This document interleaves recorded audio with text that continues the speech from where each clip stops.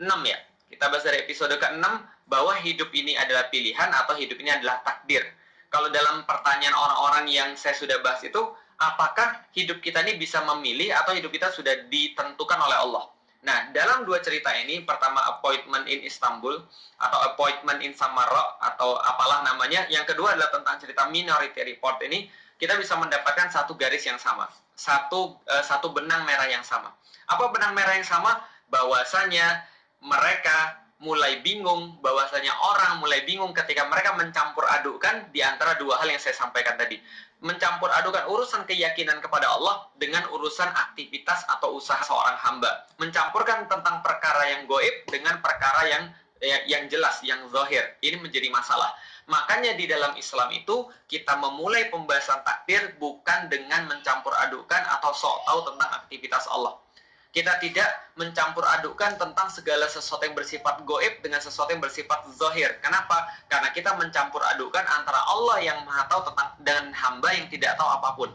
Dan ini menjadi masalah besar. Maka saya jelaskan, yang pengen saya simpulkan adalah kalau Anda membahas tentang takdir, lalu mencampur adukan antara aktivitas Allah yang maha tahu, maha berkehendak, maha menuliskan di dalam Lauhul Mahfuz, lalu kemudian dengan aktivitas manusia, yang manusia ini lemah, manusia ini tidak tahu apapun tentang yang di luar, dia tidak mau berkehendak, maka siap-siap Anda akan bingung dan Anda akan stres dan Anda tidak akan pernah menemukan jawaban.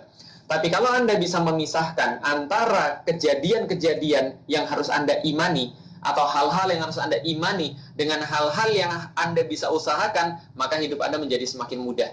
Kata kuncinya adalah yang mana yang akan dihisap dan yang mana yang tidak akan dihisap.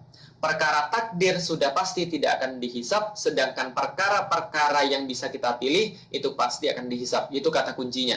Makanya doanya ulama-ulama kepada Allah adalah, ya Allah, berikan kami kekuatan untuk bisa mengubah apa yang bisa kami ubah dan bersabar dalam perkara-perkara yang tidak bisa kami ubah. Dan kebijaksanaan untuk bisa membedakan yang mana yang bisa kami ubah dan yang mana yang tidak bisa kami ubah. Contoh sudah saya sampaikan kemarin. Dalam menyongsong pertolongan Allah itu adalah pilihan. Memantaskan diri, menggunakan strategi, memilih taktik, memilih orang-orang yang tepat, lalu kemudian belajar dengan baik, lalu mengamati musuh, melihat kelemahan musuh, itu semua adalah bagian-bagian yang kita kuasai. Maka kita bisa memilih, dan itu dihisap oleh Allah Subhanahu wa Ta'ala. Tapi pertolongan Allah, bahwa Allah pasti akan memuliakan hamba-hambanya, Allah pasti akan mengganti hamba-hambanya dengan cara yang lebih baik, Allah pasti akan menyediakan balasan buat hamba-hambanya. Itu adalah perkara-perkara imani yang tidak perlu untuk kita bicarakan dan tidak perlu untuk kita bahas. Hanya perlu kita yakini dan jangan dicampur adukkan. Kalau dicampur adukkan, saya bilang tadi kayak kisah Appointment in Istanbul sama kisahnya Minority Report tadi. Kenapa? Mulai dicampur adukkan. Kalau seandainya Allah pasti menolong hamba-hambanya, lalu ngapain kita persiapan perang?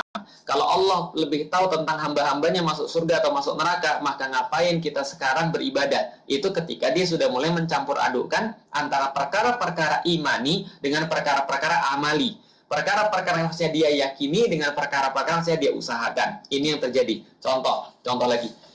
Satu waktu Rasulullah dan para sahabat ini berada di satu pekuburan, berada di satu pemakaman. Dalam hadis riwayat Muslim diceritakan bahwa ini Baqi Gharqab, bahwa ini adalah sebuah pemakaman namanya Baqi Gharqab.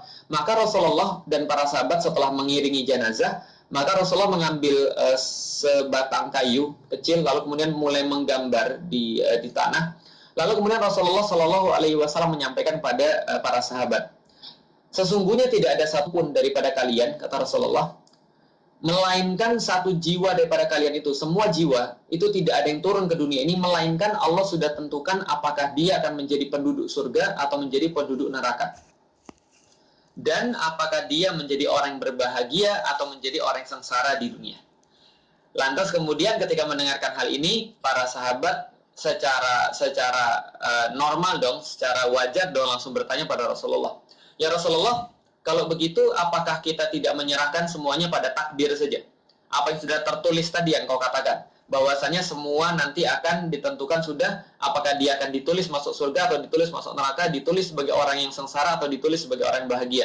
Apakah kita tidak menyerahkan hidup kita pada takdir dan ketentuan dan tulisan itu saja, dan kita tinggalkan saja semua ibadah yang kita lakukan? Dalam arti, yang ngapain beribadah kalau begitu? Jadi pertanyaan ini bukan hanya ada di zaman kita, tapi sudah ada di zaman Rasulullah Shallallahu Alaihi Wasallam.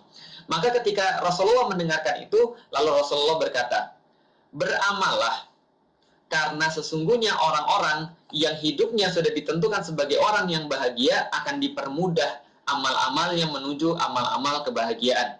Dan orang-orang yang sudah ditentukan sebagai orang-orang yang sengsara, maka dia akan dipermudah amalnya menuju kepada kesengsaraan. Beramallah, karena setiap amal akan dipermudah, kata Rasulullah Shallallahu Alaihi Wasallam.